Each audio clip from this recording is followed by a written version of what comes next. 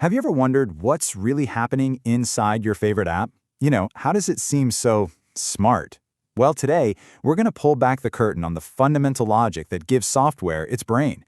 We're going to demystify how code actually makes choices. Think about it for a second. How does your banking app know to show your balance when you tap the balance button, but then show a transaction list when you tap history? Nope, it's not magic. It's actually a series of lightning-fast decisions, and we're going to break down exactly how that works. So, here's our game plan. We'll start with the big idea of how programs make decisions. Then, we'll walk step by step through the essential tools programmers use, from the super simple if check all the way to handling lots of different options. Let's get into it. Right, so a computer program isn't just a list of instructions that it follows from top to bottom, kind of like a recipe. To be useful, it needs to react. It has to be able to change its path based on what's happening or what you, the user, do. And that, right there, is the logic of control flow. This brings us to our core concept, decision-making. The official definition is that it's the process of using rules or conditions to figure out what to do next. You can think of it as the exact moment a program stops being a static recipe and starts becoming this dynamic, interactive chef that can actually react to what's going on in the kitchen. And at its heart, the process is incredibly simple. A program just asks a question. Is some condition true? If the answer is yes, it executes a specific block of code. If the answer is no, it just skips that block and moves on. It all boils down to that fundamental binary choice, true or false, yes or no. So, how do programmers actually build this logic into the code? Well, they use a specific toolkit for the job. Let's break down the main tools they use to create all these decision-making paths. Let's start with the absolute foundation, the most common and straightforward tool in the entire toolkit, the simple if check. This is basically programming 101. And the rule really is that simple.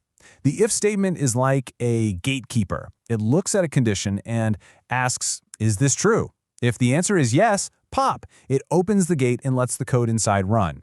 But if the answer is no, the gate stays shut, and the program just keeps on walking right past it. This example shows it perfectly. The program has a variable for age. Then, the if statement checks, is the age greater than or equal to 18? So if you type in 25, that condition is true, and it prints the message. But if you type in 16, the condition is false, and it does, well, nothing.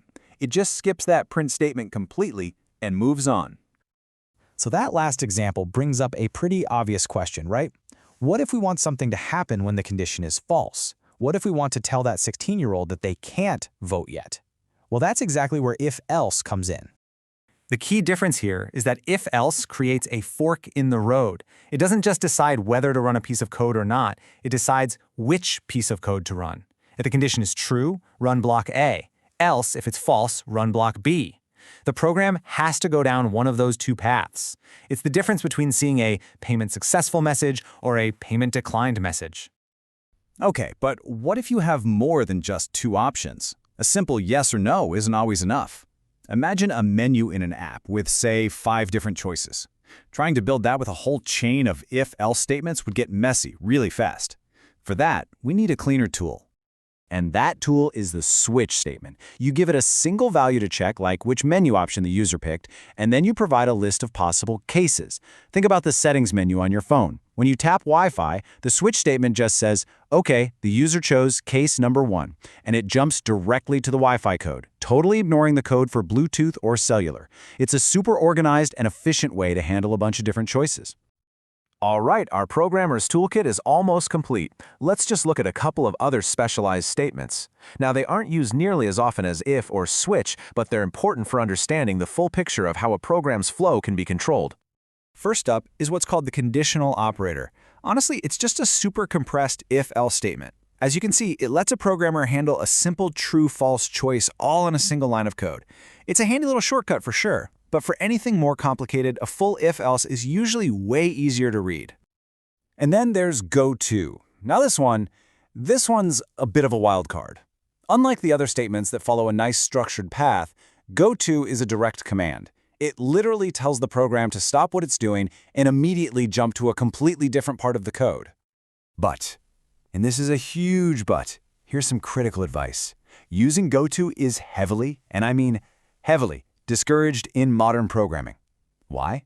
Because it can make the code incredibly hard to follow and debug, creating what programmers call spaghetti code. It completely breaks that logical, step-by-step flow that we've been talking about. So, what's the big picture here? Let's boil it all down. First, this whole idea of decision-making is what breathes life into code and makes it interactive. Second, if-else, and switch are the absolute workhorses for building that logic. And finally, being a good programmer isn't just about making the code work. It's about choosing the right tool for the job to make the code clear, efficient, and easy for other humans to understand. And that leaves us with a final thought to chew on. We've seen how programs make choices based on rules that programmers write.